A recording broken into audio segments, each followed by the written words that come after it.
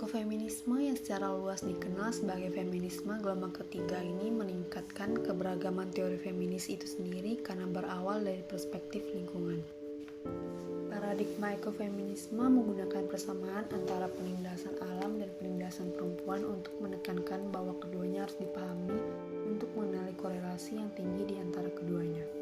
Dalam konteks ekofeminisme tidak sebatas memperlakukan perempuan dan alam sebagai properti, laki-laki sebagai warisan budaya dan perempuan sebagai warisan alam tidak terbatas pada melihat bagaimana laki-laki mengatur perempuan dan bagaimana manusia mengatur alam. Gerakan feminis percaya bahwa kerusakan lingkungan berbanding lurus dengan eksploitasi perempuan. Sehingga feminis percaya bahwa untuk menyelamatkan alam, perempuan harus dilibatkan untuk bersama-sama melindungi lingkungan. Di sisi lain, perempuan selalu terkait erat dengan lingkungan dan pengelolaan lingkungan. Wanita selalu bergaul dengan produk yang berdampak pada limbah dan pencemaran lingkungan. Misalnya dampak limbah rumah tangga, penggunaan kosmetik, dan sampah penggunaan bahan kimia dalam makanan dan kesehatan, penggunaan produk yang modis, obat diet, dan lain-lain. Oleh karena itu, perempuan memiliki peran sentral dan strategis dalam pengelolaan lingkungan. Dimanapun di belahan bumi ini, sebenarnya semua manusia menentang kehancuran dan perusakan alam. Hanya saja gerakan perempuan, terutama perempuan pedesaan atau pinggiran, lebih nyata terlihat pembelaannya terhadap kerusakan lingkungan. Hal ini dapat dipahami karena biasanya kerusakan lingkungan dimulai adanya perambahan dan penebangan hutan, pencemaran sungai besar dengan pembuangan limbah yang tentu saja mencari tempat yang jauh di pedalaman.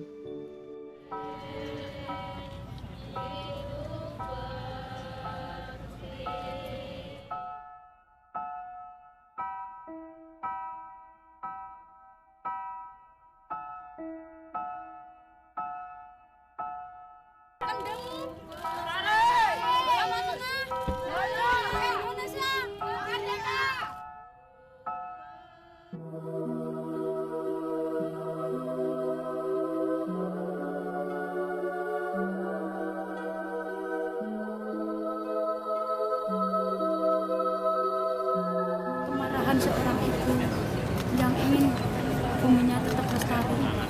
Aku kepengen generasi-penerus ini melestarikan lingkungan, ingat kepada alam, jangan cuma ingat kepada perutnya sendiri.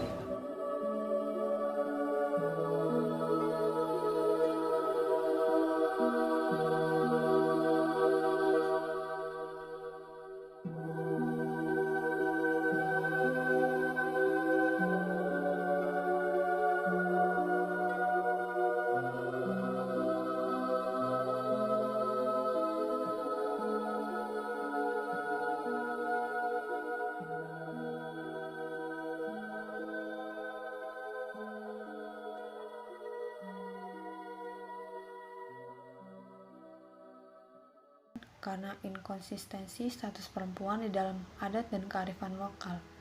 Dalam upaya masyarakat, adat merevitalisasi perempuan dijadikan simbol yang sangat penting. Bentuk perlawanan warga Kendeng ini merupakan gerakan sosial warga Kendeng yang dilakukan secara kolektif dan konsisten untuk menolak wilayah hunian yang tercemar akibat beroperasinya pabrik semen. Warga Kendeng juga tahu betul bahwa kehidupan mereka bergantung pada jasa sumber daya alam. Oleh karena itu, perlawanannya berupa gerakan ideologis yang juga didukung oleh berbagai organisasi masyarakat sipil. Gerakan ideologis ini juga menjadikannya lebih dari sekedar aksi pesan. Wanita juga berpartisipasi dalam gerakan ini. Munculnya gerakan perempuan Kendeng dalam perspektif ekofeminisme tidak lepas dari kecemasan perempuan terhadap adat istiadat yang merusak secara ekologis yang berujung pada ketidakadilan gender. Tujuan dari gerakan ini adalah untuk mendekonstruksi kemerosotan ekologis yang telah dilakukan dan dipimpin oleh kaum laki-laki. Menurut pandangan ini, alam dianggap sebagai representasi dari simbol perempuan di bawah kekuasaan laki-laki. Dalam kasus Kendeng, kekuasaan diwakili oleh tidak adanya kekuasaan negara, bukan pada kekuasaan eksploitatif. Negara berhak melindungi alam. Akibatnya, perempuan menjadi terasing dan kehilangan ruang hidup terpisah dari alam. yang dilambangkan dengan penyangga kaki di depan Istana Merdeka.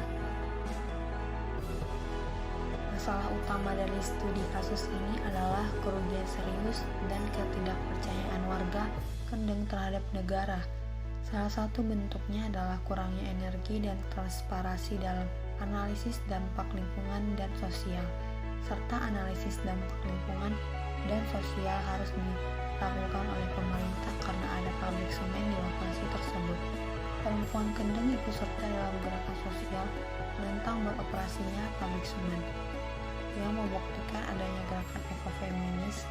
Alasan dari upaya ini adalah karena peran perempuan dalam keluarga dalam mengasuh keluarga, sehingga kawasan cekungan air tanah menjadi penting sebagai upaya melindungi diri dan keluarganya.